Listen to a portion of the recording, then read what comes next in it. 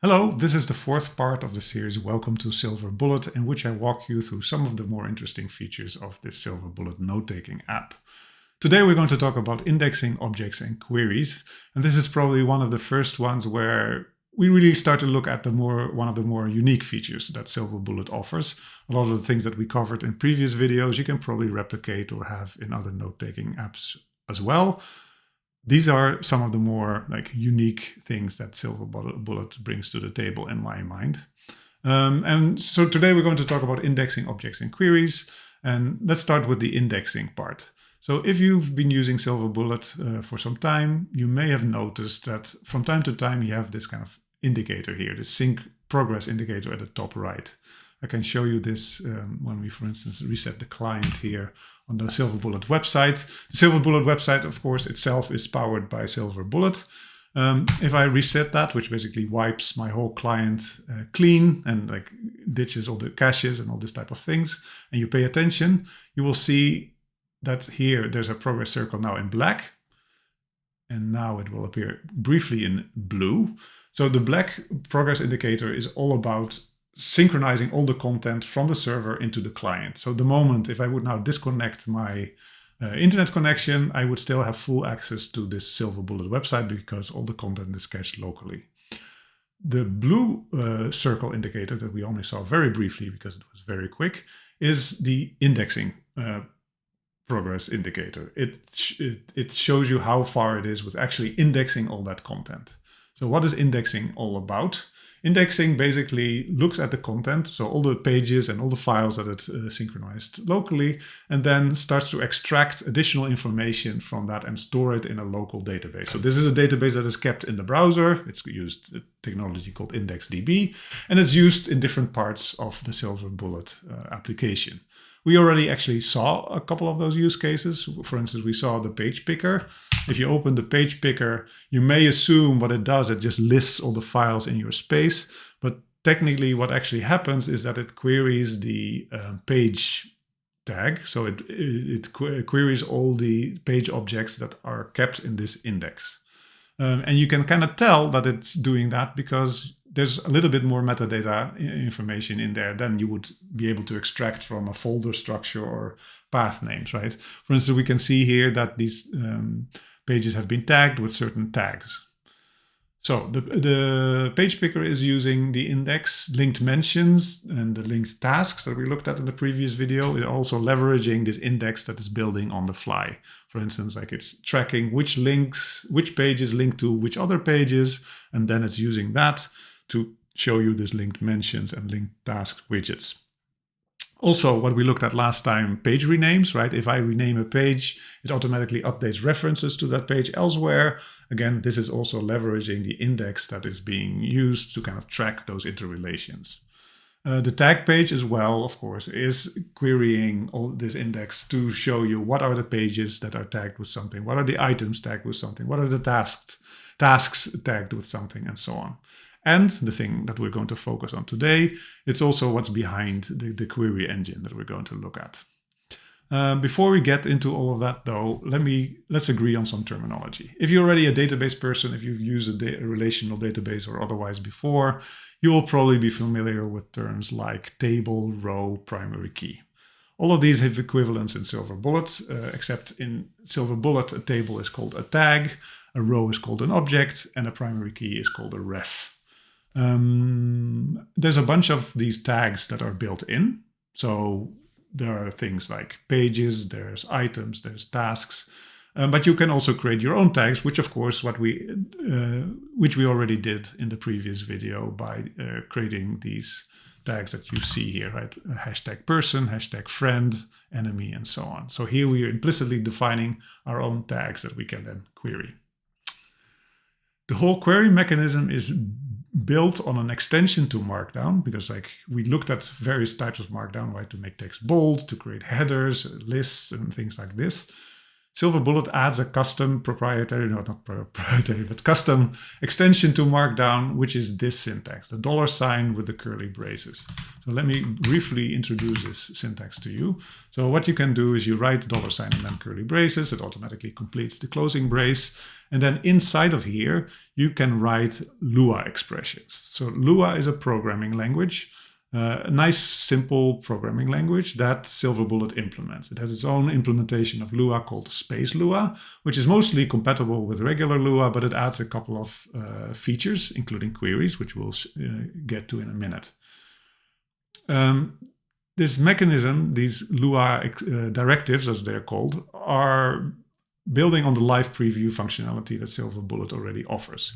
If you write a Lua expression here, for instance, like 10 plus 3, and you move your cursor out of this, it will live preview into the result of that expression.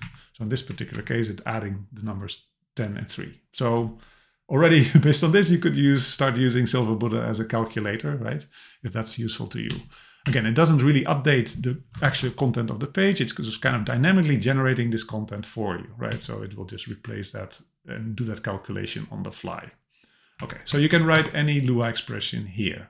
If that Lua expression returns in a number, it will just render that number. If it returns results in a string, it will show that string. And if that expression results in a list of tables or objects, then it will render that as a table, which you will see in a minute. So let me show you that. So actually what I would like to build here is something that I think you can immediately use today. There is a template, there's a command called quick note, and it's here. It's bound to Alt-Shift-N. And what it does, if you run it, it creates a new page with a specific naming convention. So it's always called inbox, date, and then time. And this use case for this is to basically, let's say you're working on something, and of course you have SilverBullet open, you get a phone call, and then you have to quickly jot something down, like a phone number of some sort, or something else, right? And you can just quickly hit Command-Shift-N, and it will create a new note. Every time it will create a new note. Writing something down, another phone call, writing something down, you're in a meeting, writing something down, and so on, right? Before you know it, you now end up with a whole bunch of these like inbox notes, right? Like notes that all start, these quick notes that all start with inbox / and then a date. That's fine, but this is kind of hard to find anything here, right? Like you have to remember what date something happened. So probably what you will want to do in practice is you just dump your information there quickly. Then at the end of the day or a little bit later when you have more time, you just open each of these notes individually and you give them some more sensible name, right? So you rename them, and then that's how this information lives in your space moving forward, right? Now, what you can, of course, do is just go into the page picker at the end of the day and just work through these notes one by one. Or you can say, well, it's always inbox, so let me just type inbox and then I go through them one by one. Another thing you can do is say, well, actually, on my index page, I would just always like to have an inbox section. And that inbox section should just always give me a list of all the unprocessed quick notes that I still have to do something with. Like either I delete or I rename or do something, right? How do we do that? Well, for this we can use queries. So I'm going to use the query / command here, which is a snippet to just give you the base of a query. So we can write it like this, or we can write it in a slightly different way, but let me just use this. So what I actually would like to do here is to list all the pages in my space that start with inbox /, because that's the naming convention, right? So we can do that here. Let me just reformat that query a little bit using this query syntax. And here we can say, well, where the name starts with inbox. And now, so this syntax, and I'm not going to dive too deeply into Space Lua today, but I'm just going to do this by example, if you will.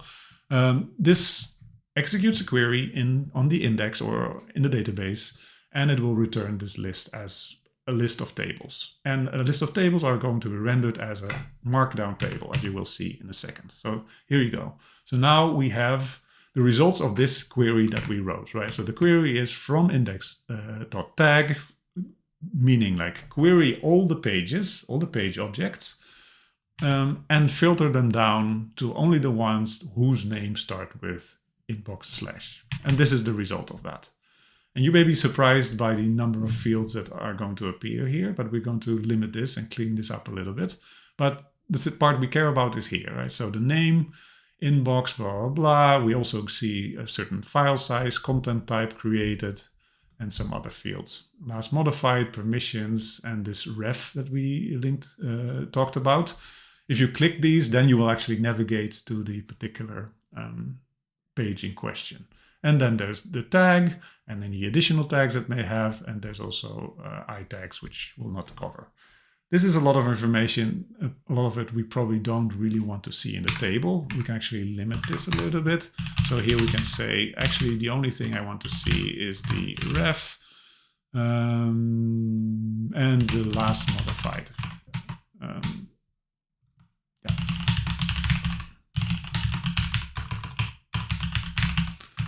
So now we have a much nicer, cleaner table. So now, there you go. We already have a list of my inbox. And now I can just jump into each of these items and decide what to do with it. For instance, deleting the page because I don't need it anymore. And that will bring me back to my inbox again. Now, it automatically updates this table, so it no longer is there, right? And we can add stuff to this query. So now it just filters it down and just selects a couple of the fields. We can also say, well, you know, I want to order this by last modified date in descending order. So that always my latest notes or the notes that I've updated or the quick notes that I've updated most recently appear at the top. And you will see now that this last modified is now showing the most recent date, most recent note at the top here. You may say, well, okay, that's nice, but I actually don't want to see it as a table. I just want to have a list of them. And this is where we start to turn this query in and use some of the templating functionality in SilverBullet. So we can call template.each. And template.each is an API that takes two arguments. One is the actual query to be executed. And then the second one is the template to be applied to each of the elements there. And there's a couple useful ones kind of built in. One is the page item. If I use that, you will see that if I remove this, you will just get a list of page references and clean like that, right? And you can just click on them and navigate there and then go back. So this is already nicer than a table, maybe. What you will notice is that actually in the quick note, the last element is the time, and now basically you only see the time. That's not enough. I would like to see the full page name. For that, there's a different template, which is called full page item. There you go. So now we have an inbox of all the full page items. And there you go. Like we wrote our first query, we put it on the front page. Now I can just create all the quick notes that I want. Hello there. Go back and immediately see that list here. And of course, here it appears at the top, right? I can go in there, I can process them, I can delete them, and so on. And then use this however I like. All right, we're now 13 minutes in. Let's end it right there. And then in the next video, we'll dive a little bit more deeply by looking at like how to annotate pages to make your queries more useful and more selective. All right, see you on the next one.